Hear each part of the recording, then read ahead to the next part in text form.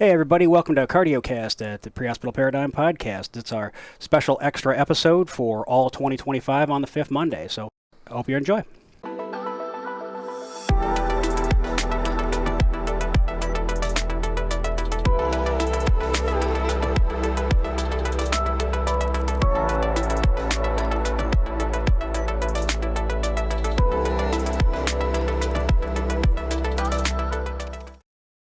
All right, well, getting back into this, we've broke down the next two sessions into the wides and the narrows. Initially, we were discussing kind of doing it as bradycardias and tachycardias, but there's so many tachycardias and all the bradycardias you can funnel down into, it would be a 30-second episode. So we let's kind of divvy this up a little bit different. The wides and the narrows. So let's start with the narrow complex tachycardias, and we'll talk about both the narrow complex tachycardias as well as the narrow complex bradycardias.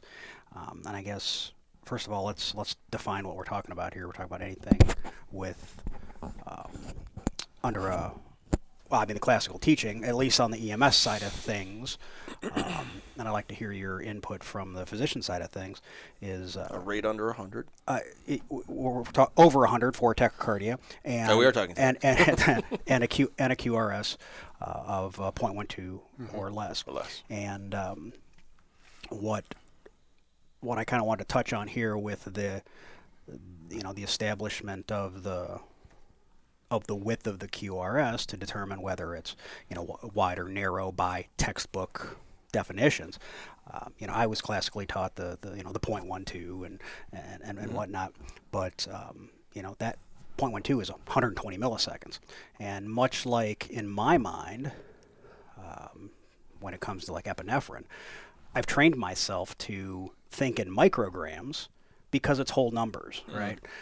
And that makes a whole lot more sense to me from that perspective because I don't have any decimals to move. And if Scott's going to make an error, Scott's going to make an error almost exclusively in getting the decimal in the wrong spot, right? So that millisecond thing is really kind of resonated with me. I still, we still teach in our textbooks reference it in tenths and hundredths of a second, but breaking it down, thinking of it as milliseconds has really worked for me. What, John, how's that taught in med school as kind of as opposed to what we do classically in the EMS space? I remember it honestly as milliseconds. I think we always talk about it in milliseconds. It's reported out to us on EKG machines. On EKG, as correct. Milliseconds. I document it as milliseconds. I document all of my QT, my PR, my QRS complex. It's all documented as milliseconds because it's whole numbers, right? You don't have to worry about putting a decimal spot in there. So in my mind, I think it was milliseconds. I know academically that 120 milliseconds is 0.12 seconds, but right. It's milliseconds. And we talk about those boxes too, right? Small boxes, big boxes, how much time elapses during that on a normal running EKG at the rate. And I think that might be some, kind of fundamental miss in the EMS space and classical EMS teachings is all of that is all of the interpretation, all of the variables or whatnot are burped out in milliseconds on the strip. Yeah. And again, it was later in my career that somebody made that connection for me, and it wasn't that. I know you and I have talked about reading EKGs, and somebody hands you a STEMI to look at or a potential STEMI, and the first thing I do is I scan over to the bottom right-hand corner and look at all the, what is the computer? Look at all time because increments, those timing increments and those measurements are perfect on a computer, better than I would use calipers. I look at that first, look for differences, and then go back and scan the EKG. How important is it to you as a physician, though, that 0.12 seconds isn't 0.14 seconds? Is that a big difference? I mean, 120 milliseconds to 140 milliseconds is a big difference. I mean, obviously we're under normal. 140 to me definitely shows that there's a block going on and it's not a narrow complex. But I look at those same measurements too. I don't inherently trust them.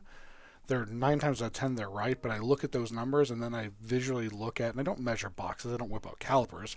I go, does that look like that is a narrow complex? Oh yeah. So it looks narrow to me, and it says it's 112 milliseconds. Yes, that's 112 milliseconds. When you're talking about QT and QTC, when you're doing those types of calculations, knowing where does my T wave fall, like is it more than halfway to the P wave, then do I have to worry about this being a long QT in that situation? So I do eyeball it to make sure that is what the computer is calculating for those timings actually what I'm seeing. 99% of the time they are, but the most frequent thing I see that's off is like the QT calculation and QTC calculations. But for all of us, right, we're going to really more worried if that's really long or prolonged. So if I look at it and go, man, that T wave's kissing up to that P wave, I'm going to be worried of going into torsades. I don't want to give QT prolonging medications. Within our UH protocol, we have to worry about Zofran, which is appropriate. You're going to have some prolongation with it. There's other medications in our drug box, like Haldol, that can cause QT prolongation. So we want to avoid those medications in those patients. And roughly in my brain, it's a 500 milliseconds is the big cutoff for me. But if it's long, I'm gonna take a little bit of time and caution with that. And the longer it gets, when you get to 600, above 600, you're really in the danger zone of having them decompensate into a dysrhythmia. Yeah, and that 500 milliseconds being 2.5 big boxes. Big boxes, Right? drastic. Yeah. So each big box, again, if we're going back to milliseconds, like we just been discussing, each big box 200 milliseconds, right? So I kind of wanted to start there because that's kind of a life lesson that I've learned along the way, and it wasn't taught in so many words to us in paramedic school. And I think what I like to talk about my learning and understanding of EKGs. I felt it took me a long time to really understand EKG. Yeah.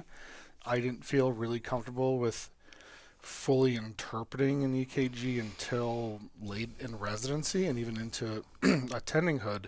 And even now, I'm an expert in EKGs, but I'm nothing compared to like an electrophysiologist or a cardiologist. Yeah. Their ability to read EKGs is way beyond mine.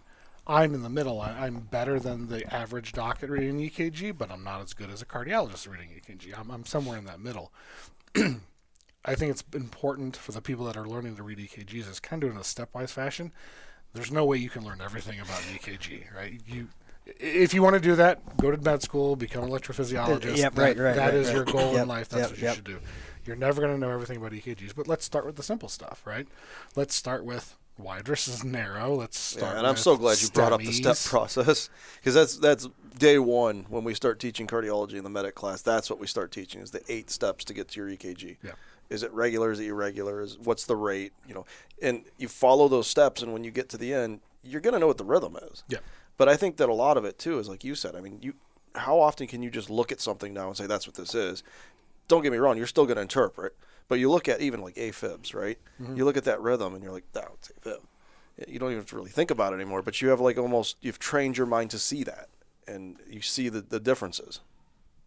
I'd go so far as to say I've trained my brain to run those steps very quickly. Yeah. In a very abbreviated fashion. I'm not saying that I sit there and I mentally am counting each box, but back to John's point is wide or narrow, regular, all of that just happens automatically, and I think we were talking.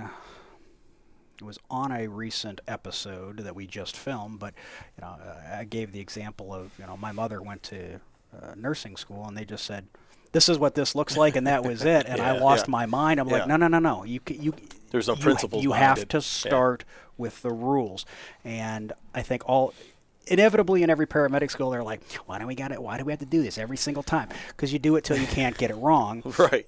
And believe it or not, like Fallon said on the one that we're going to talk about, that I don't know if it'll be up yet or not, but one of the points she made was that she'd just taken registry, and the questions weren't, what is this strip? It was, what were the rules to get to this strip? You had to answer those correctly. I'm glad that registries even caught on to that and said, well, we need to take a step back and not just memorize what they look like. Let's memorize how we got there. Yeah. And I think that's rote memorization will get you to, and it's great, and you guys already rely on that anyways now for that quick snapshot of what is this when you look at it. And we're pretty good at looking at it, and when we look at it, I go, is that AFib? Is that flutter? And we second guess ourselves. Is that something else? And there's times that we do that. Even I do that. I'll look at something and I'll do my I'll march things out and I'll figure out what it is and I'll slide to my partner and be like, "What do you think this is?" Not to tell them what I think it is. Like, I think it's this. I'm like, okay, good. So do I. Or that's not what I was thinking. I was thinking it was something else. And why is this? And if have that big of a concern and we can't come to a conclusion on our interpretation with two docs sitting next to each other, Send it up the chain. here's a picture to cardiology. Yeah, Cardiology. yeah. What do you think of this? But what's going on? Yeah, I mean that even applies to us in the pre-hospital space, right? So let's say it's me and my EMT Caleb here, and I can't bounce this idea off him. We're going to transmit it and let you read it. This day and age, there is no shame in sending that and be like, this looks weird to me. Here's what but my gut says this, but am I missing something? And right? I'm sure we've been there. I know that when I rode squad exclusively, that I would send a strip and be like, I'm questioning this to be a STEMI, and I would like to start. And you get a doctor say, hold off, I don't see it yet. This looks concave to me. And then I always hated that word, concave. But you get back and they show it to you, you're like, okay, this makes sense now. Yeah. I'm glad I shared this information with you. Not that I probably would have hurt the patient, but still, I mean, I could have hurt the patient. So let's not do that. Yeah. All drugs are dangerous. Some drugs are more dangerous than the others. You have, if we're treating a STEMI per our protocol, you have two very dangerous drugs in there. Heparin, and honestly, the more dangerous drug would be Brilinta or Ticagrelor. Or Ticagrelor, right? I can't say it that way, so we call it Brilinta. If I'm giving you aspirin, which I just generally say, I give you aspirin and knocks out half your platelets work. I give you Brilinta, all your platelets are gone, and they're going to be gone shuts for all a of few them off. days. Yeah. So if you have something catastrophic happening in your chest, like a dissection, I essentially killed you. Heparin's a little different. I can give you heparin that's going to work down the clotting cascade. I have a reversal agent for heparin that I can give you. I do not have a reversal agent for Brilinta. My only hope of giving you a medication is going to be platelets, but then I got to give you enough platelets to eat up all the Brilinta that's in your system. Yeah, time or platelets, right? I think it really boils down to, again, and we've stressed this so many times, that your physical examination and questioning of the patient should go hand in hand with any EKG that you run, and says it might be an NSTEMI, and you don't see it, and it's not there, but they're truly having a STEMI. Ask questions. Talk to your patient. You're not going to just go throw in medications at them because you think they're in the sine wave because it looks a little wide. Like, talk to them first. Well, exactly that is what prompted the revision 2 years ago now, where we have two protocols for chest pain. We have one specific for ACS, right? And this is your index of suspicion is for a cardiac event. And we had too many misses. And exactly what you were talking about, right, is traumatic chest pain. Yep. They were sneezing, they were coughing, they got punched in the chest. It was an MVA. They've got pneumonia. No pneumonia. They tall, thin, skinny male runner, smoker, and now PE. Has pneumothorax, PE. Yeah, PE. There's more than one cause of chest pain, and really that page is nothing. That chest pain page is nothing special. It's just a differential diagnosis of all the things that can cause chest pain, and then if your index of suspicion is cardiac, then that's why there's a separate page specific. Yeah, and I'm glad you brought that up because we talked the other day that usually we can all take a breath of relief if we say, "Does it hurt when I push here?" Yeah, okay. Let's slow down a little bit here. Doesn't rule it completely out, but doesn't rule it completely out. But again, we need to now look further. So the narrow complexes. I guess let's start with SVT. No, let's start with sinus tachycardia. I want to start with sinus tach because I think far too often medics just are like, they're tachycardic. And that... Where's the sepsis? Why are they tachycardic? So they're tachycardic. Why are they tachycardic, right? And that's exactly what I wanted to get to here. Also, if you run an EKG on me and I just came in and it's hot and I've been dehydrated and you see I'm a 101, am I tachycardic? Yes. Yeah. Yeah. But why? And you have causation. Well, you can even get into right now. So obviously I don't know when this will air, but we're getting into the summer months, right? So if somebody goes out and they push mow their lawn and it's 90-some degrees out with a high humidity, so now they have, they've been sweating. We start to have fluid loss. Maybe they have a syncopal episode. That's your call. You get there, they're tachycardic at 118 beats a minute, and it's like, okay, why are they tachycardic? Why, right. So we get into the why are they tachycardic? So their heart rate's up, they're a little dehydrated, they obviously exerted themselves, they passed out. So, you start to put the puzzle pieces together, and I think even double back is, like, if you look at just the general gist of tachycardia, so it's a heart rate greater than 101, right? So the simple factors, I can still clearly see my P wave.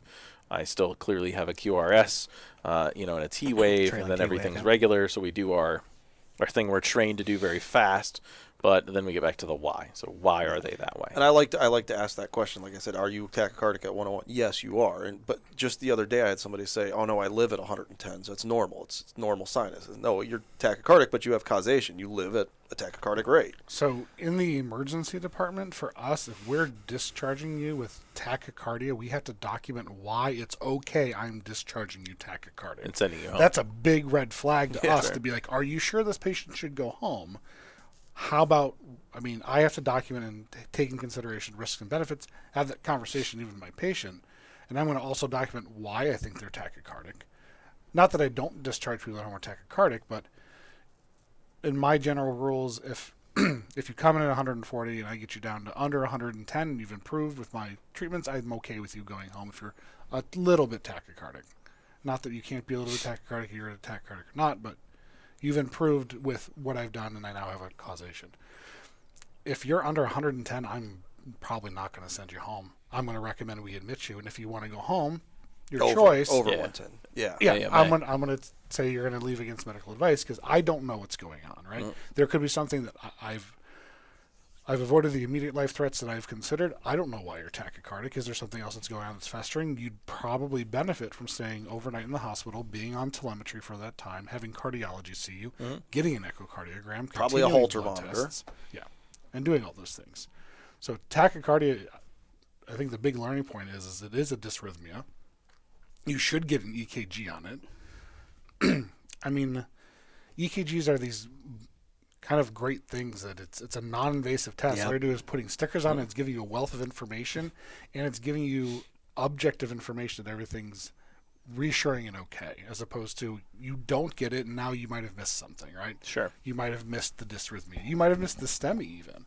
Yeah, and what a common issue with sign-offs too. It's way better. Don't get me wrong, and it's in our criteria now that certain heart rates and symptoms you get an EKG before a sign-off. But what if you didn't? What if it was somebody who was 110 beats a minute and they say they're okay, they just got nauseous, they just got sick, they ate something, they were mowing the grass, whatever it is, and you didn't do one because all the other vitals were good, and you leave.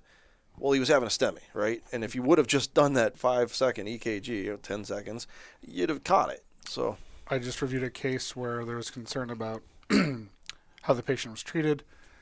They thought they were anxiety, called EMS. EMS evaluated the patient. They got an EKG. They did all the right things, got into the hospital, and concern was like, oh, they had a heart attack. Well, they were having a heart attack. It wasn't a STEMI. It was an NSTEMI. Mm-hmm. Even if I was in the field seeing the patient, I can't diagnose you with an NSTEMI. Right. I have to have Labs. and tests Sure. and all the other things to diagnose that NSTEMI. They did the right thing. They transferred the patient in the hospital. They got seen at the ER, and they were treated appropriately.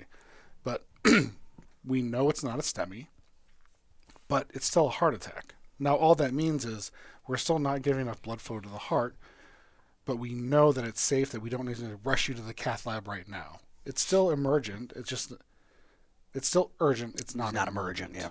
Yeah. That's exactly what I wanted to hit was the why with the why with the tachycardia, right? Explain anything over 100 specific, anything over 100 away in your report, right? And I guess the other kind of take home thing is it could be more than one thing, right? Yeah. So you offered up a pretty Heat much exhaustion, a heat essentially, exhaustion, trying to give it pretty much just a- slam dunk, right? Yeah.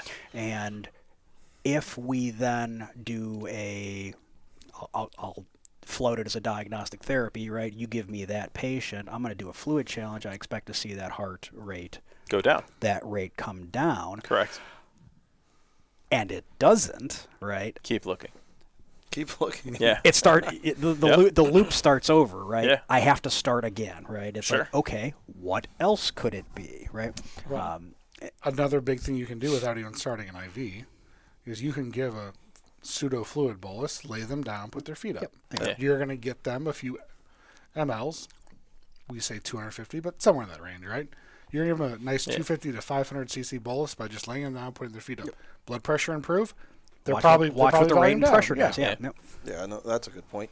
I think too, you got to remember the question comes up a lot: PVCs, PACs, PJCs. Do they count as beats or not? Because you could have that. Even we go back and talk about wide rhythms for a second again. You could have a fast rhythm with occasional wide beats in there. So do you count those or not? Are they perfusing? That's exactly the point. I mean, that's if you feel, and I think that if you feel a perfusing pulse with the PVCs, if they're happening, then it does count as a beat. Where we get lost in that is over-reliance on technology, right? Is we want a machine to tell us, their PVCs, give us that answer, give us that You're not answer. going to get that answer there. And you have to touch the patient. Now, the best thing you can do is touch the patient. Right. Yeah, you're relying solely on just But seriously, I mean, how many times has that been our critique of how many different calls that we QA, the right? patient. You know, if you're seeing couplet PVCs and you feel them. Now, there's some awful clever ways, you know, with looking at your pleth waveform on your pulse ox and, you know, by not touching the patient. But I'm sorry. That's the way that I verify when I'm looking at central monitoring the patient of, it says asystole, but I've got pleth waves, got a pleth, so I right. know they're not dead. But I'm still going in there to evaluate the patient. I know the pulse ox is on somebody. I just don't know if they're the same patient. But it's that verification looking at central monitoring or any monitor that I think I've got a pulse. Yep. These two data points don't align. Yep. I'm still going to evaluate my patient. Correct. Yeah. Hey Ray, how you doing? I'm great. Oh, you're not dead. Fantastic. Well, you're also merging the lines of, okay, what you're looking at on that screen is the electrical activity. That's all you see. You're not seeing actual physical activity of that. So you want to check both spaces. So I agree with you. Yeah. It's the first thing we do when we're pacing too, even, is that you're going to feel for mechanical and electrical capture. Yes. Same with looking for heart rates. And that's, you know, kind of why John and I were talking about the pleth waveform Sure. on the pulse ox. That's a reflection of pulsatile flow, right? So there is a clue there, but reinforce it. But back it up. But it's you know, in his example, he's already gone in. He's already gone in, seen that PAC, PJC, PVC, whatever it is, has produced a pulse. Now he's just still doing that over here on central monitoring. How many times have all of us walked up to a patient, taken a radial pulse, and gone, "Oh, that's AFib," and then you put them on the monitor and you confirm it? It's like you can pick that up too, or I can look at you real quick and say it's tachy, it's Brady, just by feeling a pulse first. Nothing replaces that. We can go on probably all day about it. Nothing replaces that, and I feel medic school question, right? You have a patient without arms and legs. A lot of our industry has gotten, you know, become over reliant on technology, and you know, I'm a prototypical Gen Xer, you know, sitting here saying that, but you have to do both. You have to do both, right? Yeah. I can use the technology, but I can still fly the plane, stick, and rudder, right? And you should too, specifically with the pulse ox, because you could have some interference with the pulse ox. Oh, absolutely. Like if you actually look at some of that, some of the items are newer LED lights in the back of the ambulance. If the patient's hands are cold, I mean, there are some things. I'm not saying that's the end all be all, but those are things you need to take into account. So we obviously just want to touch the patient too.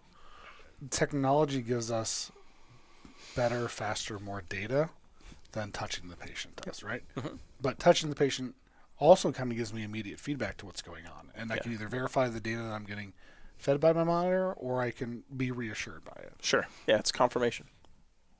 Yeah, and even if that data is, let's say, whatever data point you're extracting from your monitor, right? Pulse ox, capnography, blood pressure, EKG, whatever. It's a whole different story if I got a pink, warm, and dry patient with a strong radial pulse and I got garbage over there. Yep. Again, to your point, it can be reassuring, or I can say, I need better data than what I'm currently being handed, right? Whether that's a probe change, whether that's a electrode movement or whatever, right? Well, in contrast to, oh crap, I've got a hypotensive tachycardic patient and I've got a thready radial pulse, is a way different picture than even a tachycardic, bradycardic monitor says it's bradycardic, but I got a strong radial pulse as they're interacting with me. Yeah, pink, warm, and dry. They're talking to me. Full sentences. They walked into the hospital, right? Or they walked to my ambulance. But even chemically, we can have patients. You gotta touch them. Chemically, you could have somebody who's on metoprolol or something. They're not going to get tachycardic, and that can work Mounted against them too. tachycardia. Yes. So, and medications work opposite too. You can have somebody taking something that makes them tachycardic. I think that's a very good point. Let's use Ray's example. You walk over to that guy, you expect to be tachycardic, Correct. And you're not. and they're not. We have to look the, for cause. the converse is, wait a second, you Why? should be tachycardic. Yes. Why do you have a 75 beat per minute? And I just watched you come down this hill from mowing this mountain that you were mowing. I'd have a heart rate of 130 beats a minute, right? I'd be panting like a dog. If you're not doing, they're not mounting that response. Again, that's a perfect thing. Why? Why? And Why? Something's not adding up. And any good, diagnostic person going through differential diagnoses will get to that. They'll ask questions. And if you can't, I'm sure you can find history elsewhere. But if it doesn't make sense, if it You need looks to dig like a duck, deeper. quacks like Yeah. a duck, but it's not a duck, something's wrong. You got to go talk Sure. to the doctor. Well, at and this a lot point. of times too on that rhythm recognition and us using our tools. Initially, I think one of the things we kind of talked about is we're always going to start that with a 4 lead, right? I'm not just going to walk up and immediately just put a 12 lead on you. I'm going to start with the initial, putting my monitor on, putting the pulse ox on, getting a blood pressure. I'm looking at the 4 lead and I'm confirming that pulse. And then, hey, this doesn't make sense. Dig deeper. That's when I get into my 12 lead. Then I continue to look, right? So I think sometimes. I think I don't want to say we take 12 lead for granted, but we kind of jump to that. So it's like we're always going to start with that 4 lead, that rhythm recognition. Digging deeper means, we need to do the 12 lead. It doesn't matter if you're an EMT or a paramedic and you're using those resources, but it's just moving from one of the common things that we do to the next one. Yeah. So if something doesn't make sense, you're like, 12 lead is almost instantaneous for all of us to do. But I think sometimes we take that for granted as that's our next diagnostic tool to try to maybe have a better understanding of the rhythm along with the story. Progressing through that rhythm now, you have a tight EKG at a rate of 151 now. Hopefully we've gone ahead and put the 12 lead on and we're reading that now and we see PSVT, right? So now what do we do? Something's wrong here. All right, so you by opening that can of worms has you've crossed the threshold of my irritation level with the textbook 150. 150 150. the 150. 150 It's gotta be. beat, If 150 it's 150, beats a minute. it's SVT. So let's Time joking, to treat them, right? obviously. Trying to treat them with adenosine, and if that doesn't work, we're going to shock them, right? So, Just go right to it. if I can use the same analogy that I use for our class, is if you put my out of shape ass on a treadmill, I'd cross 150 in Pretty probably quick, 32 seconds, right? Yep. The 150 rate is, yes, most SVTs are in fact over 150 beats a minute. I can only think of one case that anybody has ever shown me where it was less than, and it was just less than 150 beats a minute. Totally agree with that. But we all know that gets molded into People's heads. it gets molded into 150 beats a minute and above is SVT, and that is clearly not correct, right? I think before we go down that, I completely agree. Yep. And you can have SVT less than 150. Oh yeah. I think you have to understand maximum heart rate for most individuals. Oh, fair. How to do that quick math in your head. It's really easy. 220 minus their age. It's not a very hard calculation. In the context of what a dysrhythmia is going to be SVT. If they're older, I'm going to expect maybe they're going to be 140 in SVT. If they have a history of SVT and their heart just can't go that fast, it might be a little bit slower. So when we talk about that, those are guidelines that, yes, typically it's above 150. And there are things in there when I see like 150 to 140, maybe this is flutter with a 2-to-1 block. Well, see, that's what. Is it exactly 150? No, it's not. Is It's the morphology of how it looks and the range that it's in. And certain ranges make me generally think something else. So if I'm in that 130 to 160, again, based upon age, I might think of a flutter with a block versus really narrow above, generally 150. But I see more like 160s, 170s with SVT. But if it's a kiddo, it could be 180. Oh yeah. I'm glad you brought up the flutter, right? Because that 150 number, although we lean on it a lot in SVT from our classical teachings, that 150 number, knowing that the upper flutter rate of the heart is 300 beats a minute. Correct. If you have a perfect 2-to-1 flutter and an exact 150 beats a minute, that will yield a heart rate of exactly 150 beats a minute. So you kind of have to train your brain. If you haven't, if somebody comes in and is like, I got a patient with a heart rate of 150, the follow-on question is it exactly 150? And if they say yes, like 149, 150, like not moving at all, I mean, not moving pretty regular in its beats. Yeah. Yeah.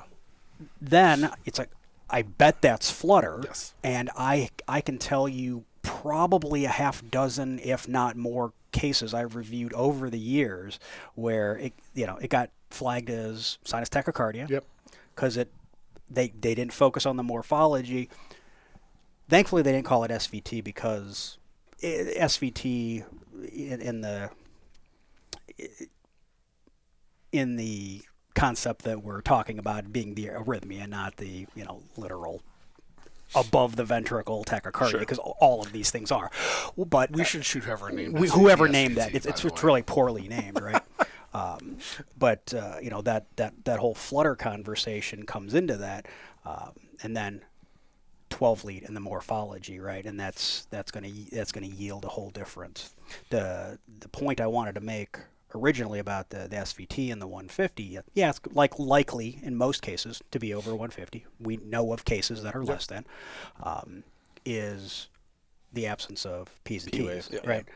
That needs to be your focus, not necessarily the rate. Not right? exactly the number. Correct. Yeah. I've gotten more than one paramedic student this week to bite on SVT, and so it's a 180. And I said, okay, well, here's P wave, here's T wave, right? Oh wait, no, that's sinus tach. Yeah, Right. it is sinus tach. Correct. Yep.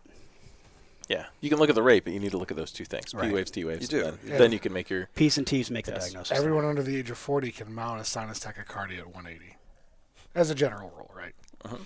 If we're just using that calculation, I mean, they can go above 180 typically, but That's a really good point, because if I get on a treadmill and I run, I'm probably going to be in the 150s, which is generally when I easily run all the time. That's where I'm at.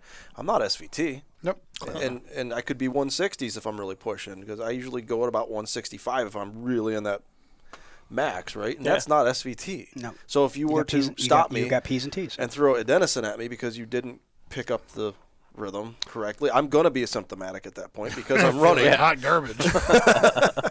And I think But that's why I don't like that I've heard that adenosine is given diagnostically. diagnostically, thank you. we don't want to give it just to be like, I'm going to slow it down and think maybe I can figure out what it is if I slow it down. Right. I don't want to do so that. let's again, you're giving the situation of a treadmill. Let's say we just walk up on somebody, having chest pain or whatever. We're at 153, right? Yeah. I'm having chest pain. I'm having chest pain. I have maybe some other symptomology going on, and I run an EKG. it's sinus tach, but they think, I want to diagnostically give that adenosine, Right. and it's a pulmonary embolism, right? Congratulations, you're going to be working a cardiac arrest, and you were causation of that death, right? Well, I think, too, with that, in the loop in the medication, sometimes people get tunnel vision of, I give this med, it's just going to wear off in, 11 seconds, right? I think that's part of that A lot can happen tunnel in vision 11 circle. seconds. A lot can happen in 11 seconds. So, There's a reason why we do synchronized cardioversion. correct. So I think that's something else, too, you have to take into account, that some people have that tunnel vision of that med. I'm going to give it, and well, then it'll give me another answer, right? Right. And it's not necessarily going to, it could do harm, I guess is what I'm trying to say. absolutely. Yeah. Like everything we do with any procedure, that would be a procedure, right? We're going to prepare the best we can for it. Part of the preparation. If we're putting pads on you to help electrocute you, if this goes wrong, that's a very dangerous procedure that we're doing, right? So just by, I know that we had some instances within our own agencies here where we talked about, we'll just give them adenosine. No, you're going to cause Prep the patient for you're this. you're doing a sinus pause. Like Yes. this is a dangerous procedure. Sure. This can go wrong. Yes. I've held my breath during those pauses a lot of times. Because We all have. it's not And it's amazing to watch Yeah. the patient, too, You're who like, it's going I to, don't feel I so don't good. feel good. Yeah. And it's like, please work. Please work. Please work. This is the one time I almost pericardial thumped somebody. Yeah. No, I think it's great. Your point is, I think sometimes it's just brushed over, right? Or it's kind of overlooked. Like it's not that big of a deal. Like I think that's a function of how we're taught in You know what I mean? ACLS, right? Yeah, I think it needs to be a little bit better understood. Like this knee-jerk thing that you have to just spit out to get through your mega code of ACLS. But it goes back to the why again. Well, I'll go back with ACLS is different, right? If we're talking about if you're working a cardiac arrest, patient's already dead. I can't make them any worse. We're going to do a bunch of things. Sure. As opposed to I've gotten a live patient who has a heartbeat, maybe a little bit tachycardic, has a stable blood pressure. At worst, I watch them. And honestly, the safer thing for them, if we're talking about SVT or any of the dysrhythmias, it's not medications, it's electricity. Mm-hmm. Electricity is the safest way to cardiovert someone. It's not a chemical.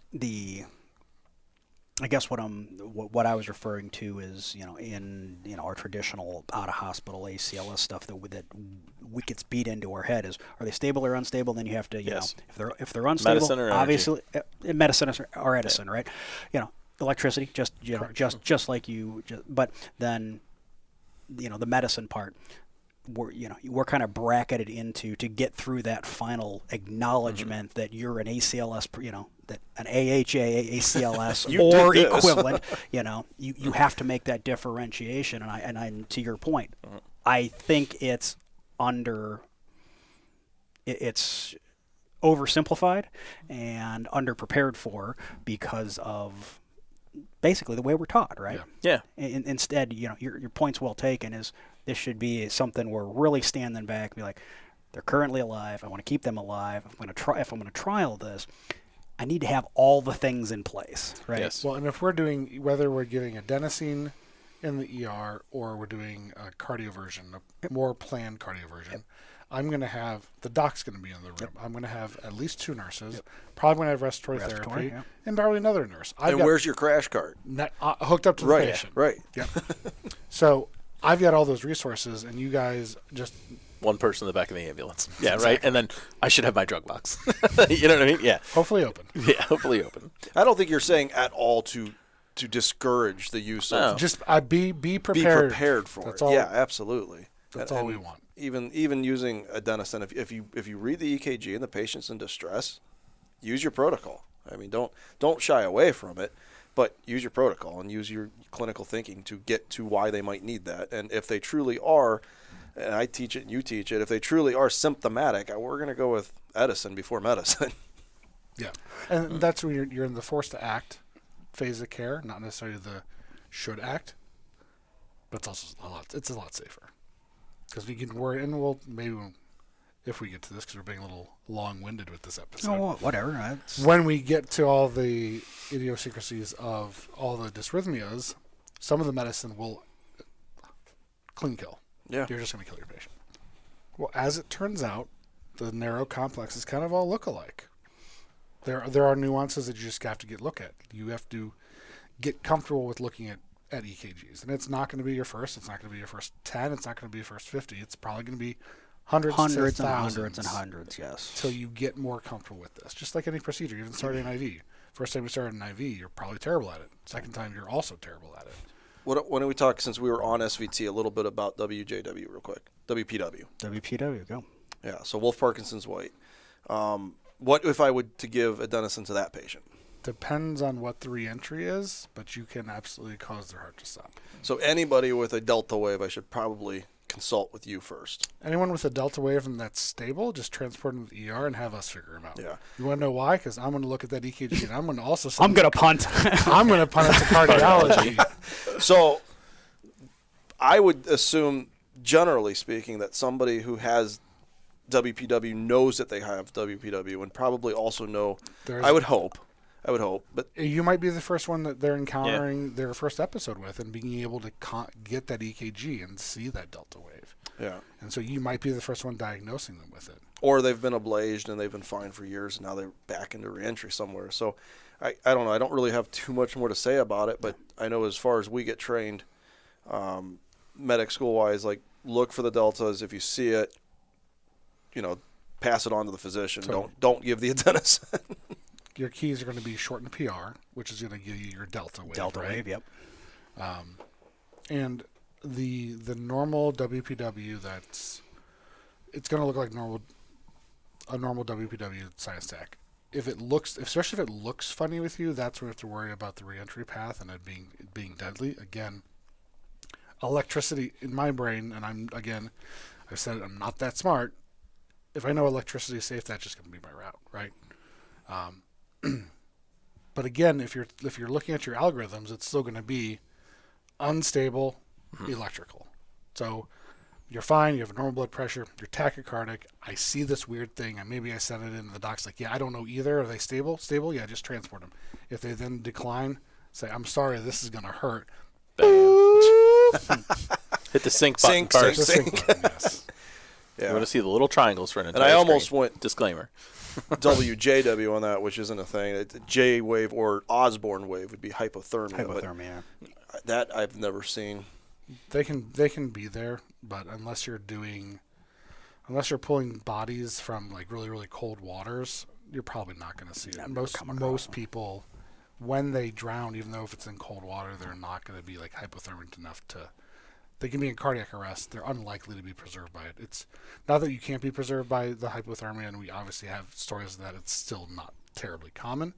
But you can see if they're hypothermic and they're alive. You can see. That'd be an interesting one to see. All right, we kind of dance back around on the SVTs. What about the AFibs? And most importantly, trying to make cardiac function normal in the field. What problems are we setting ourselves up for here? I think it's important to remember there's a controlled AFib and an uncontrolled AFib too, though. So you may have a patient living in AFib who's medicated and is under that 100 rate, and maybe that's where they're going to be. So I think we kind of brush over it, and we do this with sepsis, and we do this with AFib with RVR, and we broadly say tachycardia, yep. Right? AFib with RVR should have a rate of above 110. We had a recent case where we reviewed in the department that even our order sets in the hospital that we're now changing because of this is maybe our targets are too low for that rate control for those AFib patients. That maybe we should allow them to be in that 100 to 110 range, and that we should maybe expect the sick patient that has AFib with RVR. We maybe need to allow for a little bit up to 110 to not meet that definition of AFib with RVR. Same thing with sepsis. We talk about screening for sepsis. It's a heart rate above 90. It's not above 100. We just generally say tachycardia, but that's incorrect because when we say tachycardia, at least in an adult patient, we think of 100 beats per minute. Right? And was that case just not enough buffer on the rate control and they got bradycardic, or? So going back to why. So if they are known AFib, we know why they have AFib. They have AFib, right? Yeah. The problem is you have a bunch of reasons why you can have different dysrhythmias. AFib is a very common dysrhythmia. Mm-hmm. Reasons why you can have AFib are going to be electrolyte imbalances, but we also see it with diagnoses of hypothyroidism. It's one thing we always check with new onset AFib, but sepsis or other things that are happening. So, and this is why sepsis and treatment of tachycardias are so complicated. Is they're really, if their AFib if they're tachycardic because of sepsis, I don't want to touch their AFib. Mess with that, right? Yeah, I want that is they're compensatory. Yeah. For what's going on in the body. If I lower their heart rate too much, I can cause them to decompensate, which is what happened in this case. So allowing them to have a little bit more extra there, and if I have a cause for their AFib, I don't treat their AFib. If their AFib is RVR and I treat you, and yeah, I've got AFib. This happened 4 times before.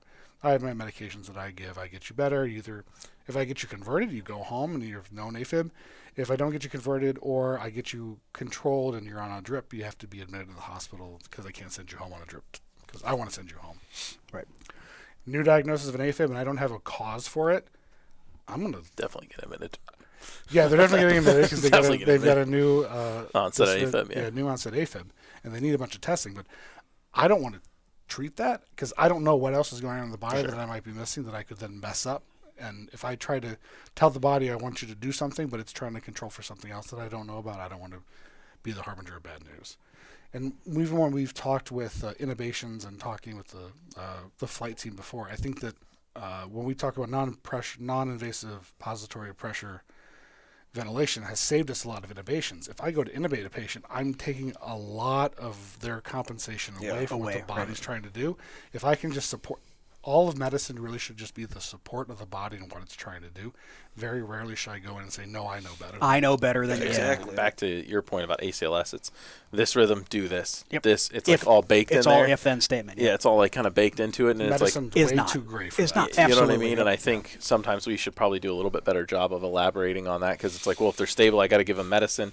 If they're unstable, I need to do electricity. But it's like that's just the surface of it. I think to your point, the more the teaching point here is, well, why? Yeah. Why is it the way it is? So take a little bit of a deeper dive, especially if they're in stable condition, right? Like you said, to your point, if they're in stable condition in AFib and the rate's 110, I don't have to do something. And I think sometimes as providers, we look at that and it's like, you know, somebody calls 911 and they want you to just do something. And We're people of action. Correct, right? Yeah. We want to change things. So I think sometimes it's okay to be like, okay, we understand this a little bit, but we need to get more information. Yeah. We need to see your med list. We need to dig a little bit deeper. Why are we in this current situation? Not just like see, do, The right? best action in some cases may be very little, or just Or just nothing. preparatory at Yeah. best, right? But I think that- definitely note it. Note it in your report. Oh, Tell the sure, physician. sure. But, yeah. and be ready for it Yeah. to degrade. The thing with you No you change. talked about triggers for AFib, right? Specific disease processes where you frequently see it, but as part of the aging process, we lose sinal atrial control Correct. of our heart as we age, and we are getting very good at making people live longer, right? Yes. So There's a lot of I things we can can do. remember. I mean, like, early in my career, it was like you see an AFib, you're like, oh my God, they have AFib, right? And now You see it on Half the one population. out of three. right, yeah. I mean, There's so many different options. I mean, medication, ablations. I've challenged, who was the last patient you took that, what was the last day you didn't have a patient that was rate controlled, right? For a multitude of reasons. Often it's, it's of accelerated age, and they have a underlying normal AFib. But we forgot all the studies out there show that the use of beta blockers and essentially anyone that has coronary artery disease, it's beneficial, right? Yep. So by default, almost everyone at a certain age is going to end up on metoprolol. On metoprolol. So they might automatically be rate controlled. We just don't know. Lipitor, lisinopril, metoprolol. Yeah. That's almost what you see on everybody over age of 65. It'll be one of those three medications, and Or- almost or always all. Lipitor. Oral. Yep. Yeah. Plus or minus aspirin. Yep. Plus or minus another blood pressure control medication. Yep. John, I want to, I guess, before we go there, Yeah. if we're having a patient that it has a rapid ventricular response with flutter or AFib, yep. yep. I think that, and we have it in our protocol to call Yep. before we intervene. If we look at the drug box, the one of the most dangerous drugs in there is going to be your beta blockers, by far. So we take caution of that, and we want to know what medications the patient's on before we give Low pressure, for sure. low Yeah. pressure. Because if they're on a beta blocker, give another beta blockers, not a problem. If they're on a myriad of calcium channel blockers and other other antiarrhythmic medications, maybe giving a beta blocker is not the best idea, and maybe just transporting them is okay. Maybe their blood pressure is not doing so great, just hanging out. Maybe we'll just keep them comfortable, start an IV, and bring them to us. If they decompensate, you've got electricity. So I want to understand that beta blocker is not necessarily the answer for everything, whether that's metoprolol, which is what we have in our protocol for AFib with RVR.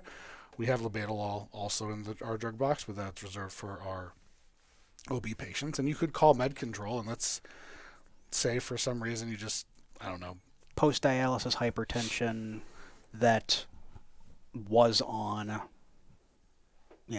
that whose blood pressure was controlled, came off. Maybe their vision's a little blurry, their stroke screen's clean. Yeah. Right. That's where I've gotten orders. Right. Yep. That's the case I've personally used it on. Right. Somebody comes off and my vision's blurry. I got a headache. Da da da da da. Call doc. This is not playing like a stroke. Yep. there's a clear pathway to get to this hypertension and these symptoms. And I got metoprolol, which is a blood pressure medication. It's not great, but you got labetalol, which is what we use anyways if we're trying to acutely lower someone's blood pressure if they have a stroke and we want to give them thrombolytics. Sure. So that's our go-to medication. So there's actually a bunch of personal peeves in there that I would like to talk about. Yeah. Triggered. Well, I get, and I've talked about it on a myriad of other episodes, but doing the protocol work that I do, I often get, why is metoprolol and labetalol red box, which means in our protocol it's medical control authorization. Why do I have to call? Why don't you trust me with this, right? And all of the things John just said, is the framework for why, right? We've got one drug that's very selective, right? Why is it crappy for why is metoprolol, crappy for blood pressure? Because it's mostly beta 1 selective. It doesn't have much to do with alpha. It brings heart rate down. But if you've done nothing for the peripheral vascular resistance, if you've done nothing for the vascular resistance that the patient has, all you've done is slow the heart rate down, right? Cool. So you've still got a hypertensive patient now, just with a much lower heart rate. The converse of that with the labetalol, it's non-selective, right? So it'll affect beta 1, beta 2, which is why it's not awesome in asthmatics or bronchial-reactive cases, right? And alpha, right? So this is not only going to bring heart rate down, it's also going to bring blood pressure down. And I know physicians that have messed up those things and been like, metoprolol's like, are you sure you want me to? No, I think we need to go this direction, right? So first of all, it needs to be a discussion because that's something, you got 2 beta blockers in the drug box. It's, sound alike, look alike. Look alike, sound alike. All LOLs are the same, right? Yes. Turns out they're not. Nope. Also still not the same. And the other part is, you hit the nail on the head with what else is already on board. Correct. Yep. In addition to this, is it wise? Is there, is this clearly something that's compensatory? And taking that away is, it's going to be a clean kill. Yep. And that's and I think totally there's a on us. big reason why we have those red boxes for that reason. Yep. Let's talk to somebody with much, much, much, much more education than a year to 9 months that a paramedic gets. Right. Let's not make this decision alone. You might bring up those questions that nobody even thought about, except for maybe Scott. Well, it prompts that conversation too. I mean, they were put in there for a reason. And actually, when we red boxed both of those, I remember we did a ton of chart review. Yeah. We actually got to the point where we reviewed. Online medical control was contacted for a beta blocker, and then we wanted to see did that patient fit the mold. We read the narrative. What were their vital signs? Did the physician say yes or no? Yeah. Did they ask for this drug? Did they ask for labetalol? And we ended up at low and pressure. Correct me if I'm wrong. We reviewed a lot of those metoprolol things. to an OB patient who's in labor, that could really mess things up too. So then you've got an unopposed alpha problem with that OB case, right? Yeah. So now I've tanked their blood pressure. They still got all this vascular resistance. It could actually cause it to rise. Right. So there's several reasons, and I just think turns out we don't want to hurt anybody. Yeah, and I think that's fair to say. Yeah. Let's just play safe and phone a friend. Or maybe the best drug to treat that patient you guys don't have in your drug box, whether you're in a UH protocol or another protocol, right? Yeah, that's true. Maybe, and I know that even within our area, some people have calcium channel blockers in their drug box. I'm a big fan of calcium channel blockers. That's what my go-to drug is in the emergency department. But sometimes they even fail that, and I got to whip out my digoxin, and it's typically I'm getting more comfortable with it. But it's still a call with cardiology. Third or fourth line, yeah. I've tried these things. I'm going to give DIG. What's going to happen next after this doesn't work? But exactly that. I mean, even you are consulting. So don't take that as oh, they don't trust us. It's not that. It's exactly the opposite. It's a team event. It's a team It event. is. The whole thing's a team event. Sure. But we talked a little bit about beta blockers, and I'm going to very broadly brushstroke the Vaughan Williams classification of antiarrhythmics here. But from a very simple perspective, in our drug box, we generally have rate control drugs and rhythm control drugs, right? Our rate control drugs are our calcium channel blockers and our beta blockers, and our rhythm control drugs are our potassium channel blockers and our sodium channel blockers, right? Prototypically, what are we talking about from a rhythm control? We're talking about lidocaine, amiodarone, sodium channel blocker, and potassium, listed as a potassium channel blocker, even though it does everything a little bit. And then our rate control are going to be our beta blockers and our calcium channel blockers. We've broad brushed out that we're talking about diltiazem, cardizem. We're talking about verapamils, and everything in that, kind of in that space, right? I think it also needs to go without to say without these meds, as we say like, oh, it's beta selective, or it's alpha selective, or it's both. It kind of operates on lots of things at the same time. It's not, all these drugs don't just work on that one receptor. Correct. So primarily they work there, but there are going to be some bleed over. There's bleed, yes. Into other Nothing is perfectly Correct. selective. That is a great point to make, and it's something we have to remind. We remind the students. It's like, yeah, I'm telling you this kind of in black and white terms, but there's a lot of gray in the actual application of it, right? It's like, you might see some blood pressure, trend a little bit down with the metoprolol, but it's not going to be nearly as marked as the labetalol, given our previous discussion. But I'm giving a bronchodilator with albuterol. Why are they getting tachycardic? Perfect, right? There's some bleed over, right? Yep. Being a beta 2 selective drug, and there is some beta 1 bleed over, right? But spin that around, put a non-selective, put an epinephrine in there, right? And well, now you've got more stimulation to beta 1 and beta 2, which is why the bronchodilator, and now they're really tachycardic, right? And we've got some alpha in there too. So I got off on those broader classifications. I don't know. That's kind of been my thing for like the last half decade plus from the pre-hospital perspective, and from and we've been kind of validated in that fact that registry is starting to test paramedics this way. I love it. Is understanding of drug classes, less specific drugs, and that's kind of why I like to spend so much time on that. And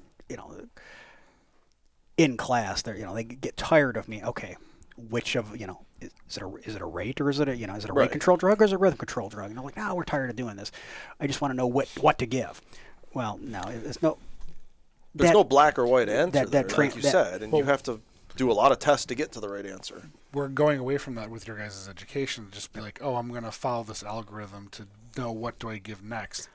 The value is in knowing, like, how is this working, so I can better understand what I should be giving and make those finite choices. Like, well, maybe there is a better drug, or maybe I do need to call med control and say, hey, I want to do this. Well, protocol says I should do this, but I'm considering doing this for this reasons. We're probably going to say, yeah, that's a really smart idea.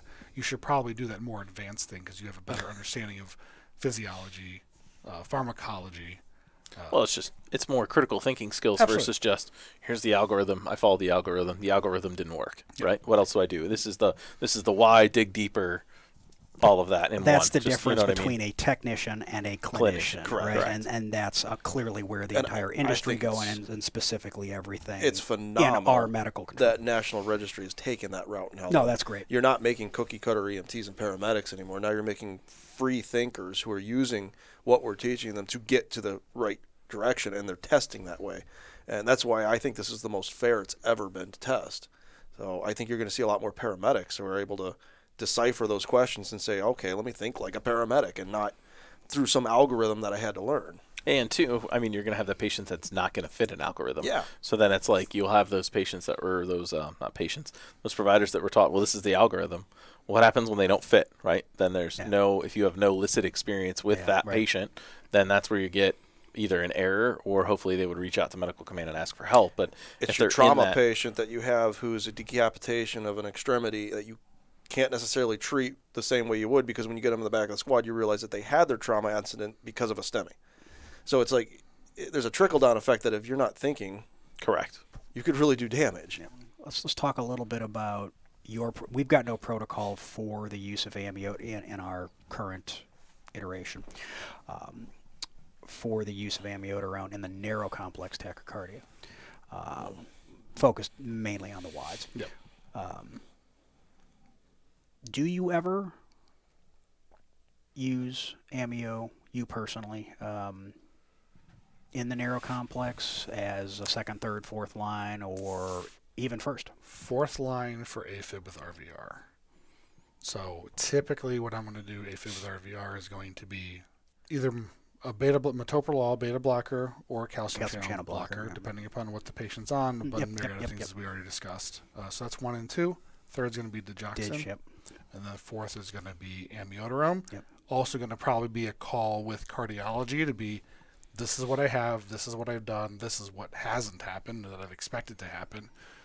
I think I need to give amio. Do you agree? Do you have any other suggestions for me? And it's a shared decision making. I can tell you that I had one that progressed to that point, and I gave my amio, and then the patient had a cardiac arrest. So it's why they cardiac arrested, I don't know. We did the load. He went into cardiac arrest. We got him right back. Yep. Best place when I have a cardiac arrest is right in front of me, right? Yep. But again, I've added 4 different antiarrhythmics on this patient who was already sick to begin with. Yeah. So I can't even say that it was unexpected. Unexpected, right. It kind of was expected given how sick the patient How unwell they were. Yeah. Yeah. No, I get it. Yeah, and it wasn't a young guy. He wasn't a guy in his 40s with his first episode of AFib. He was an older gentleman. So those things do happen. And again, it goes back to being prepared. This guy was on the cardiac monitor.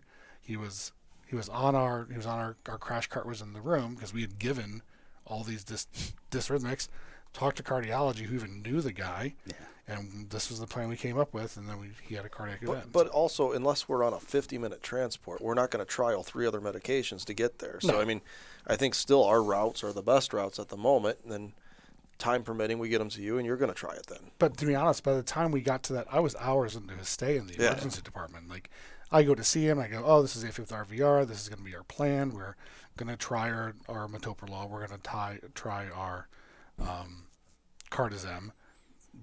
We're going to give that time to work. You're going to give a bolus of cardizem, you're going to then be started on a drip, we're going to start you at the low rate, and we're going to titrate you up.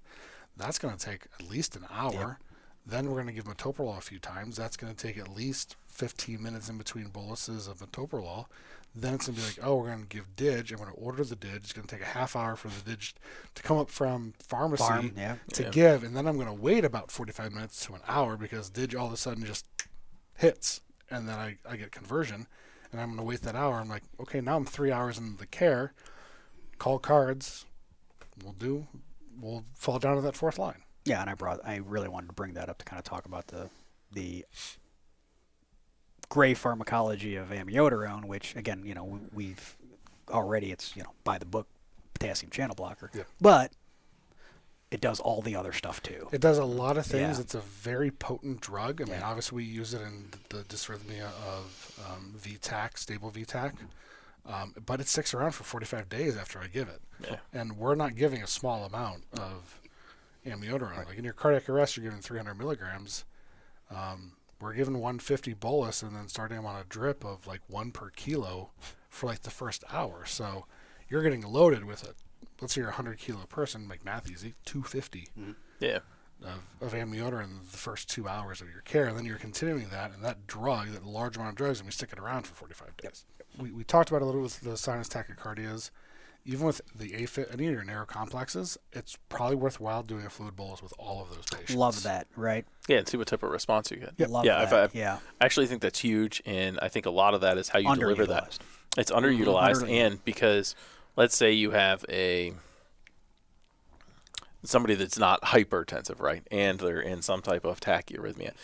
It's good to try that and then see what type of response you get, right? Even because I'm not going to. I'll go one further, right? I'm not going to cause harm essentially with that, right? So I actually tried this. I had an AFib patient, and that was normal tensive in theory, right? And it's the amount of fluid you're able to get into them in a decent amount of time. And I had let's say 7-minute transport time. So I did a bolus brought the heart rate down. Patient said, well, I feel better. We get to the emergency room. We're standing in line. Move him over to the bed. Right back up. I was like, well, fluid bolus worked for me. You know what I mean? Not to sound bad, but it was. But that's as the that's doc, low I'm like, risk. great, we're going to turn this on. We're going to see what happens. Yeah, and that was my report to the doc. Hey, I gave this much fluid in this amount of time, and the heart rate came back down to this. And I'm like, yeah, you told us that on the phone. I'm like, well, went back to what we originally had. So just letting you know. But for me, I look at that as kind of like low-hanging fruit, right? No, but like anybody why? who QC's Absolutely. chart, how often do you look at trending vitals and watch the heart rate come down, the blood pressure equalize throughout transports, and you realize they've hung fluids, and it's like, well, they're not just getting comfortable, you're making them better. Like, it's working, turns out. The only contraindication I would give to fluids is someone who is fluid overloaded. Overloaded, yes. And you listen to them, and they're full. hypoxic. They're Yeah. Yeah, they're the fish having tank's whales not on good. exam. The bubbles, If you want to split hairs about it and talk about whether they've got even maybe dialysis patients, you take a little pause with it, Sure. maybe. But Or again, incremental. Yeah. if you've got a 7-minute transport, open that wide open. What are you going to get at best? 200 in on the patient. 200 mLs of water is a good slug of water. I mean, That's not even a can of pop, though. Yeah. And I remind That- people yes, of that because I'm absolutely. usually drinking out of a can of Mountain Dew, What? and Yeah. and I gave you this. yes, it's less than this, right? So what is 250 really? That's a joke in most cases. In most cases, Yeah. I love my refrigerator, the water dispenser clocks down in mLs how many I'm taking, and sometimes I'll go up to 500 in my big glass, and I'm like, yeah, that's a 500 bag. It's like, that's a half a sailing, It's like, But your point about fluid boluses and then the hypertension. So if somebody progressively loses body water, over time, and their renin-angiotensin system, clamps them down, peripherally, you can have that patient who is just really, really, really dry and dehydrated. And I think I've told the story here about I had that case, right? And I put a couple IVs in this guy, and I was pressure infusing fluid on this guy, and every time I looked over, the roller clamps were down, right? He was but he was dry, right? He was tachycardic, very, very, just tongue just looked like the Sahara Desert. This guy couldn't open his eyes because his eyelids were, sticking together, is how dehydrated he was. And every time I looked over, my roller clamps were down. I'd open him back up, like fluid. This guy needs fluid, right?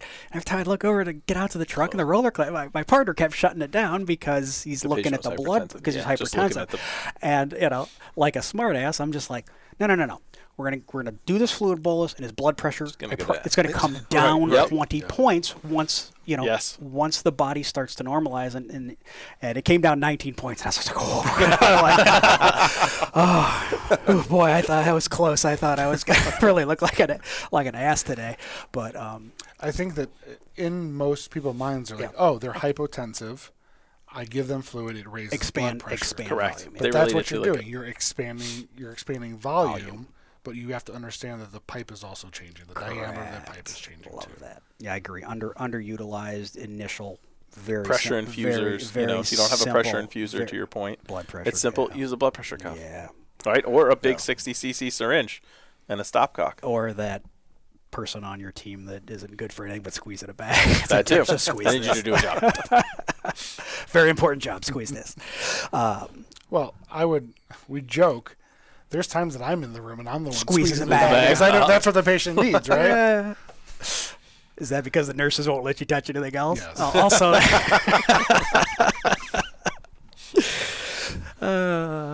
some idiosyncrasies about cardioversion. What kind of thing? I mean, you've already kind of started down the path of. I think you were saying without saying, being it's this kind of, for the most part, a properly synchronized patient is often the safest route for most of these tachycardias, not sinus tachycardia with a cause. Please don't. Please Cardio stop rhythms. doing that. Turns out if you do it will go right back to sinus It does tachycardia. go right, yeah, right. Prompting 3 or 4 more times. No, don't. Just please stop. Also brings up a valid point. If you have cardioversion 3 or 4 times, you're probably down the wrong path. Right, yeah. I mean, There are clues. to be totally honest, I've cardioverted sinus tachycardia before. I was wrong. Yeah, right. Turns out it was something else.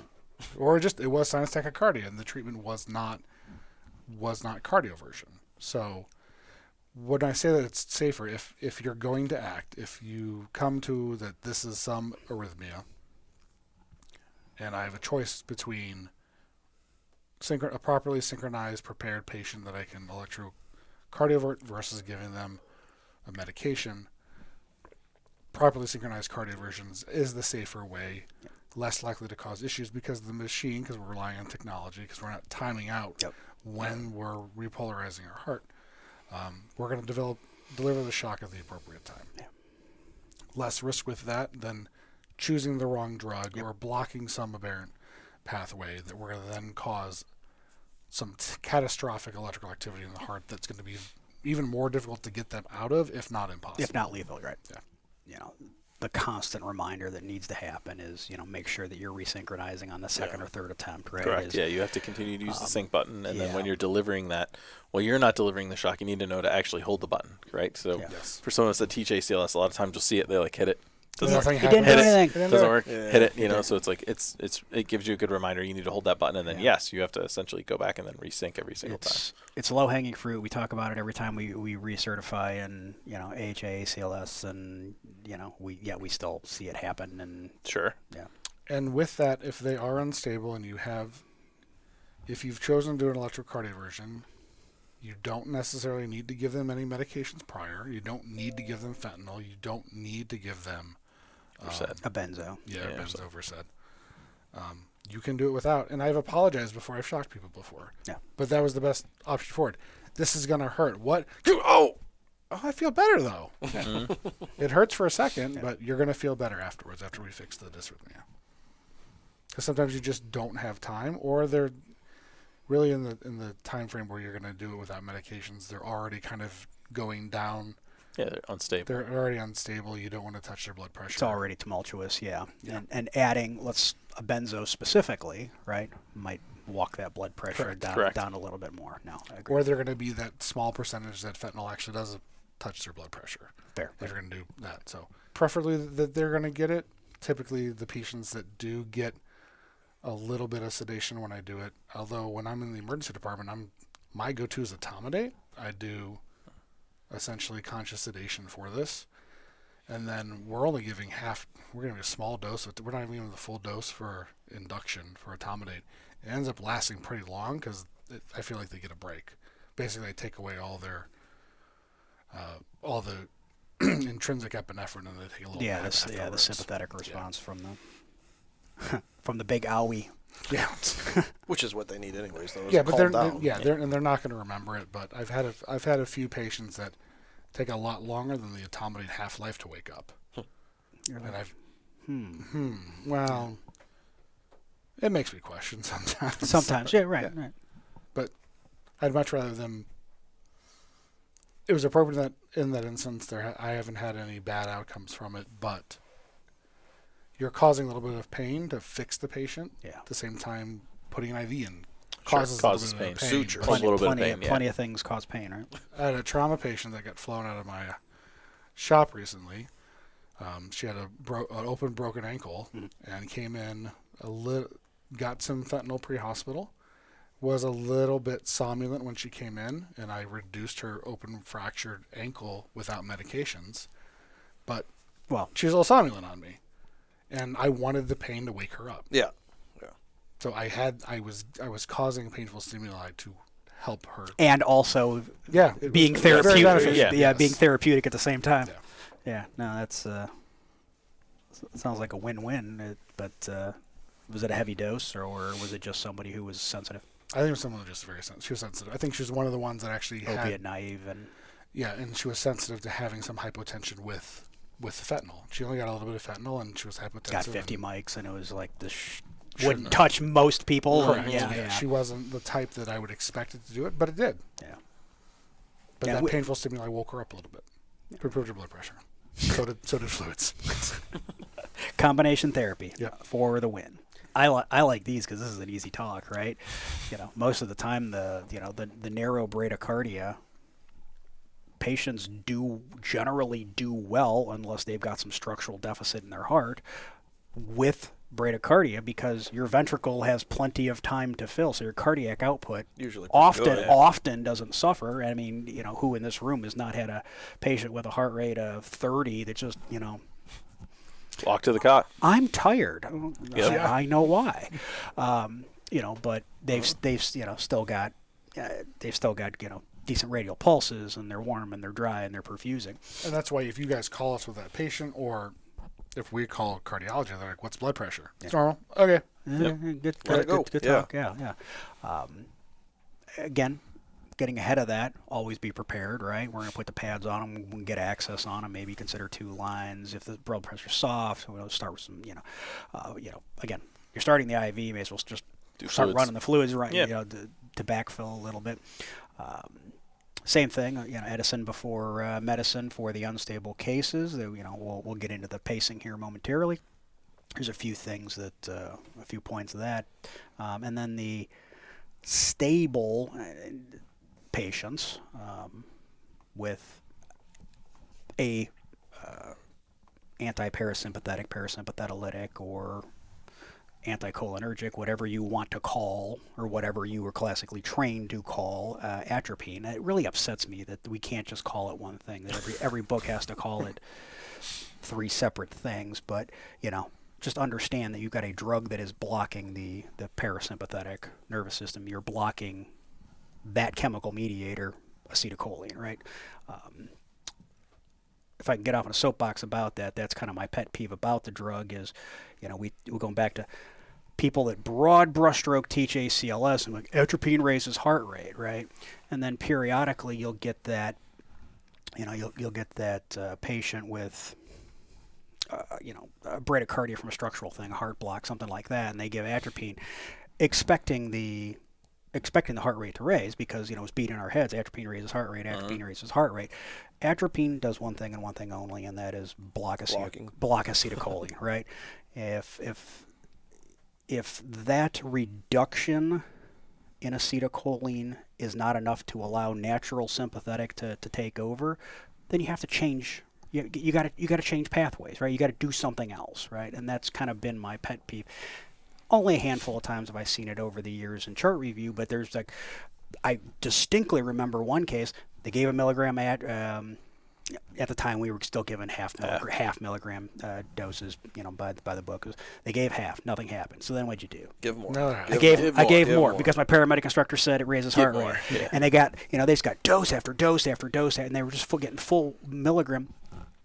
Got them to the hospital. And they never really addressed the bradycardia because they were so hyper-focused on this, and it clearly wasn't working, right?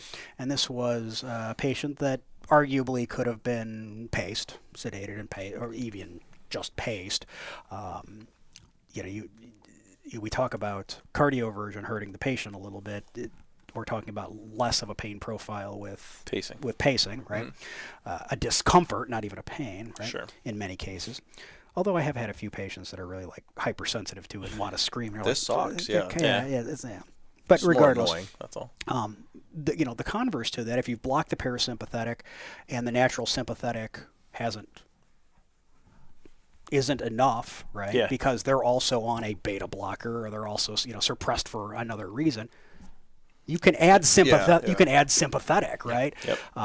In the last 5 years, we of course transitioned off of the classical teaching, at least from my time. I know from you guys because we've talked about it. Is it was dopamine in the pre-hospital setting, but now it's Push dose epinephrine. And it's such a beautiful thing.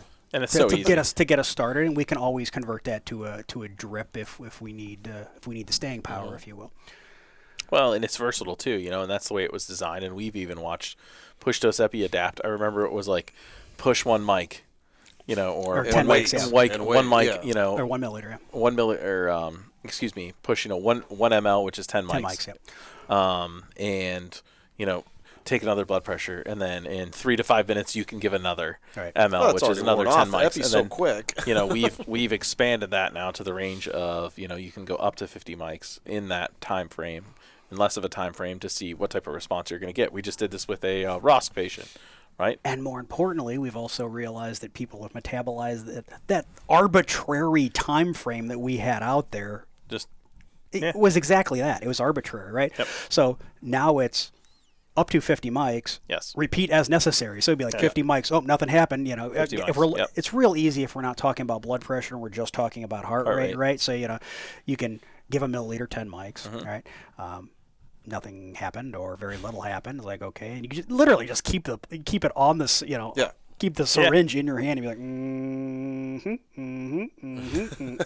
there we go. That's the sweet spot. They like about this much, right? I am a pump. Exactly. Yeah, pretty much. You become a human pump, right? And if you're going to convert to a drip, that is kind of setting you up to like how many mics per minute they're theoretically going to need, right? At least that's going to, in my mind, kind of start where, all right, so this is about where I want to start with my drip, and knowing full well that I'm probably going to up titrate from there, but I'm not going to start back at 0 and be like, let's do this all over again. No, I know where my starting point is. I know what this patient likes. I have a very low threshold anymore for bradycardias, and if the story, again, this is personal practice, right? Because we have the option of either blocking the parasympathetic, or from a pharmacological standpoint, or augmenting the sympathetic. If the story doesn't read at first blush for me of parasympathetic, so the vagus nerve's not involved. They weren't strangulated. They weren't holding their breath. We weren't intubating them. They weren't being squeezed. They don't have a big distended belly. They weren't trying to take a big poop. Whatever, right? There's no stimulation of the vagus nerve. I don't even fuss with it. I just go straight to the sympathetic. I know it's going to work, right? I know it's going to work. Whatever the cause of that bradycardia, adding more sympathetic, I'm going to get what I need. I can always go back to that if I need to. I typically just kind of throw a milligram at it as I'm preparing for the next other step thing, to see if I don't expect it to work, honestly. I've I'm surprised when it does. It's surprised when it does. Yeah. I've gotten lazy, and unless You're not wrong. Unless the story reads to me, right? Sure. A case I had, Grandma was 4 steps outside, an older woman, was like 4 steps outside of her bathroom and fallen, broken her hip, was also bradycardic. And it was just like, what were you doing before you... Yeah, what just, I was going to the bathroom.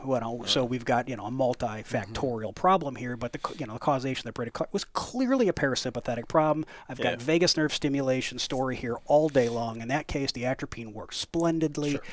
Sure. We were down the road. Everything was, happy hunky-dory. Have you guys seen issues where, because of all the beta blockers out there, that push-dose epi isn't as being responsive? I'm just asking.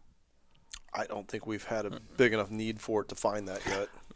And maybe we haven't expanded. We're using the push-dose epi in the more extreme cases of people being critically ill that we're maybe even giving large enough boluses that we're quickly overcoming. Because when I use push-dose epi in the ER, I end up being very large doses, and in my head I'm equating that to I've got really sick patients in front of me that just are requiring a crap ton of epi. Yeah. And it's my bridge till the Levofed comes up, and then to get them on the drip. Yeah. Because that's what's in my room. Yeah, it's just buying you time to get to that. Yeah. Kind of anecdotally, I think I've seen a few cases where I still see people. A couple of cases I've seen people are still stuck in the. Well, I'm trying 10, and I'm trying 10 more, and I'm trying 10. I tried 10 once and it didn't work, and now I'm at it's a whiff. 30 to 50 by first. It's a whiff, right? And we really we got it wrong, and we were awful conservative. We were with when we that. launched it. When we launched it, and we're conservative at first, like usually.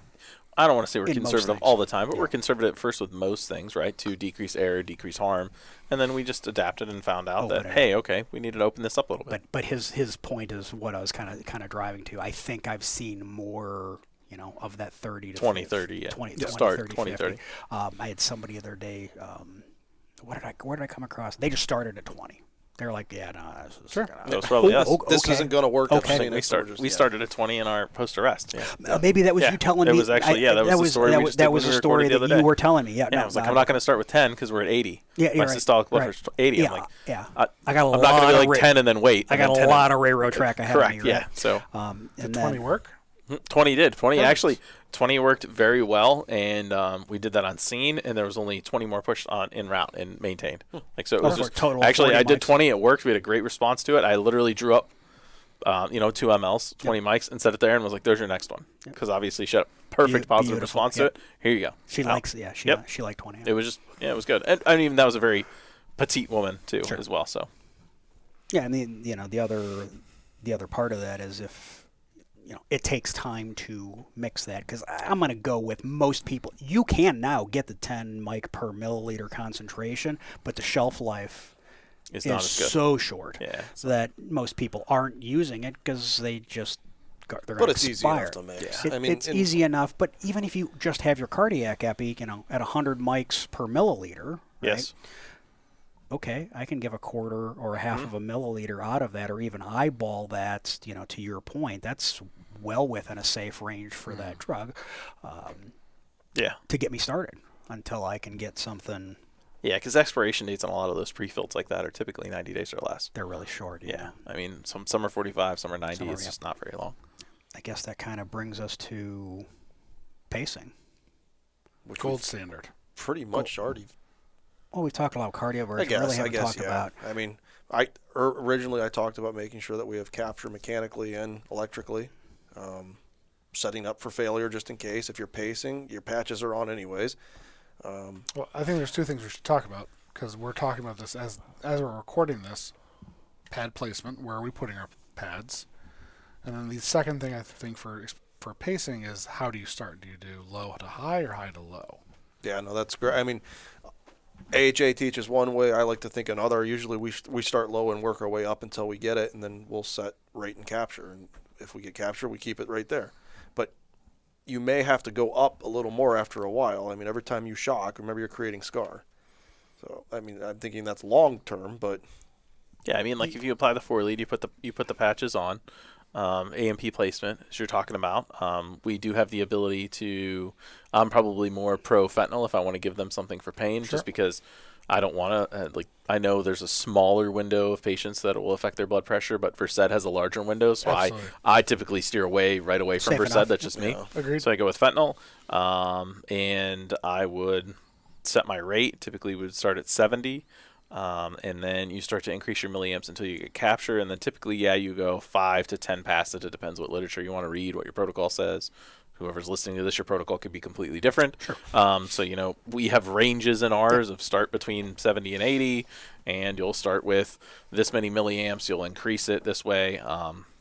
I think I increase a little bit faster than the book teaches you. To obviously, we can recognize that we are getting both, electrical and mechanical capture, and then you might have to redose some fentanyl.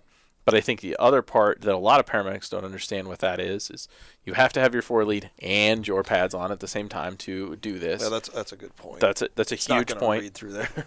Right. So let's say you get a post-cardiac arrest. We talked about ROSC right there. Now you get a patient you want to pace because you have a heart rate problem. I mean, you could definitely go to epi, obviously push dose, but if you fall back to the pacing, and we might only have the pads on that patient to start with. Sure. You need to know I need to put my 4 lead back. I need to put the 4 lead on. Another option, too, with pacing that a lot of people forget is when we arrive at the hospital, and we talk a lot about this in the ER, and we talk a lot about this in the cath lab, a lot of people are like, what was their underlying rhythm? I want to see that. Do you have a strip of that? A lot of times we just, I don't know. In the Go to situations work. I've been in, Yeah, we I went to didn't work. have that. I didn't print it. It wasn't one of my priorities. I know it's in there, and it'll dump into my chart. But if you're not there, that's what the pause button is there for. So if you do not want to lose all of your settings, you can hold the pause button specifically to a striker monitor. You can hold the pause button in. It essentially decreases the amount of milliamps that is delivered to the patient, slows down, gives you more of a realistic view of What's going on? what's going on without turning the pacer off. As soon as it initiates a print as well. So that's printed. I can hand that to the ER doc. You can hand it to cardiology. I let go of the pause button. All goes of right my back to work. everything that I had set, if it was let's say a rate of 70 and 80 milliamps, it goes right back to that.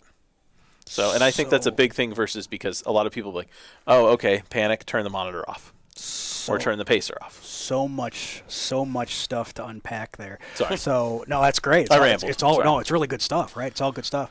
Talking about the rate. So in my practice, my doc has said to me, I think it's cruel to shock somebody more than once a second.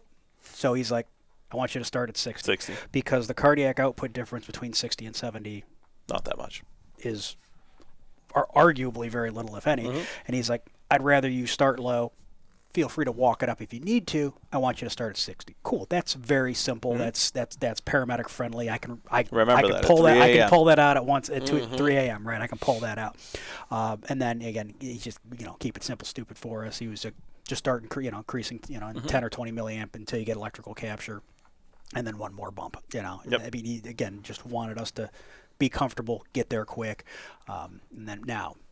And the easiest way to do that, before you continue, I'm sorry, yes. is to pre-program your monitor to that. Yeah. Because if you go on the backside, if you don't know how to do this, specific to a Stryker product, I'm sure all of them will do it, then you can call whoever your rep is for Zoll, Stryker, whatever type of monitor. Yep. You can have that pre-programmed to be your set floor. So as soon as you hit pacer and it turns on, if you want it to be 60 beats a minute, then 60 beats a minute magically appears. So I click the button in, and then now I just go to my milliamps. I don't have to think, what does my protocol say? What rate do I need to start at? It's already preset there. We've preset all of ours to match the protocol, and you don't have to think about it. It's click pacer, click through. Now I'm straight to milliamps. I'm moving. No, and you can do the exact same thing on a Zoll. It came from a Zoll shop. I'm sure. From prior, and my prior life, and we had exactly that set, right?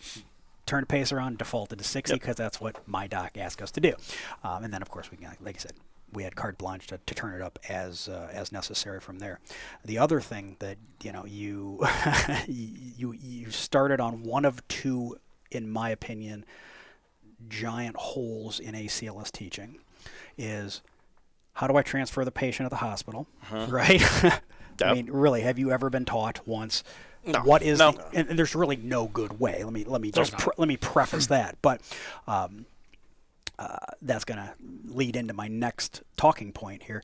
But, I've seen it done so many different ways, from literally just turning somebody else's monitor on, Hail Mary, yank it out of one set of pads and jam it in the other and hope that the capture and electricity and everything is going to be the same for that, to, two sets of pads, you tune yours down by half, I'll turn mine up by half, and, and trying this really, I've never seen a clean, I guess, mentally prepare for that unless you can do the thing that I'm about to suggest here in just a second.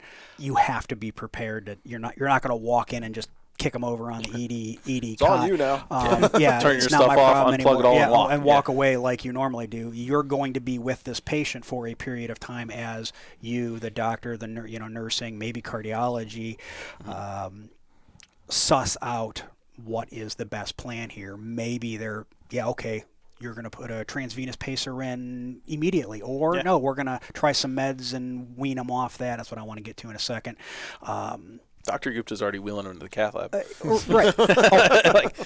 Your monitor's still pacing, right? All right, keep walking. And Did they get registered? Yeah, no, and Gupta took your monitor. And that's right. You might be there.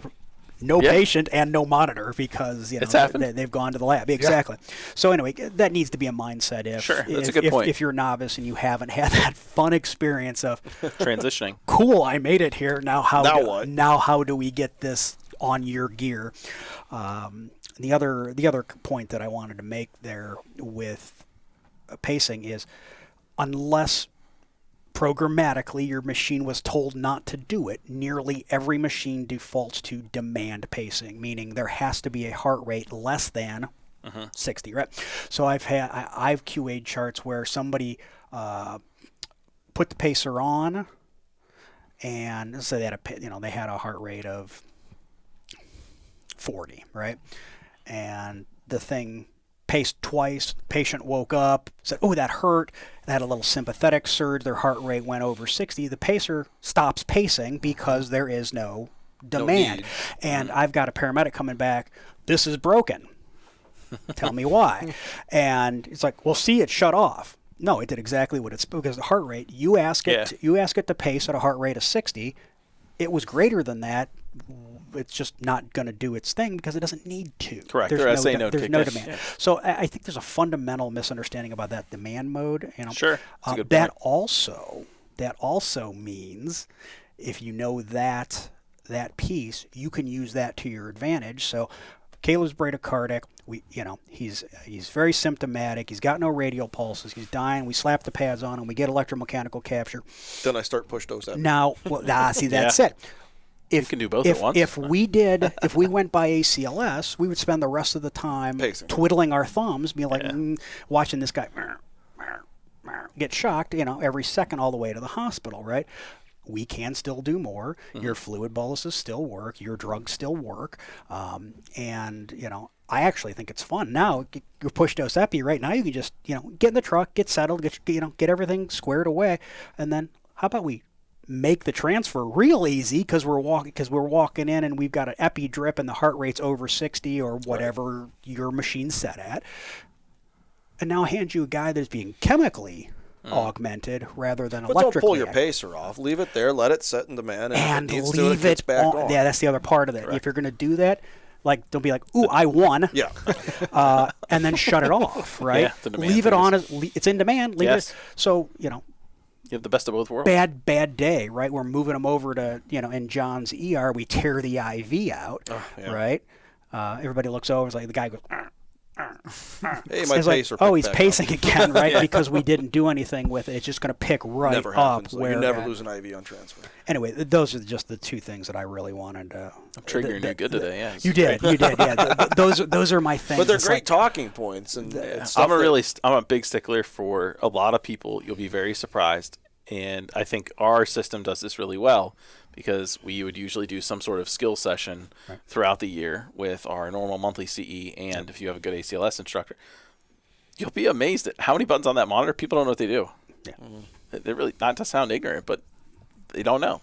because they were like, you were taught these 5 things for Yeah. ACLS. So if nobody ever taught you what the pause button does, then you're not going to touch it. 100%. Right? If nobody ever taught you what the contrast button does with the little sun on it, you're not going to touch it. Oh, 100%. How to dump a shock. Yeah, right? How to dump a Half shock. of people don't remember how to do that. Correct. The machine They panic, will they do turn it off. but- Yep. If they were not trained, they're panicking, they'll turn it off, but the screen tells you what to do. Yeah. Right? And it's just, it's those little things on how do you do this with your equipment. Yeah, it's the nuanced stuff with pacing that I don't say gets us into trouble, but there's room to Improve. expand and do more. I think that if you can augment them by an epi, doing great, fantastic. Sure. But on the pre-hospital EKG or monitor, you're going to pace them. Yep, absolutely. We're going to set up our pacer. We're going to put a 12 lead on them in a very controlled manner. Yeah. We're going to turn yours off, get an underlying Snap 12 shot. 12 lead lead. during those 12 seconds, and then turn on our monitor. Yeah. That's So a that good way piece there. we're You're utilizing that You're gonna need one transfer anyways. from one monitor Correct. to another as I'm actually obtaining something that I need as well. yeah. Versus, And if cardiology is in the house and they're coming down, Yeah. we'll get all set up. When cardiology walks through the door, we'll have a discussion. Mhm. Make sure that they agree with this. We'll do the transfer. We'll all look at the 12 lead. We'll get ours set up. We'll get them transferred to our equipment, and then we'll come with a plan. Because that 12 lead might change what we do. Yeah, absolutely. There's a reason they're being paced. Yes. Just find it. 100%. 100%.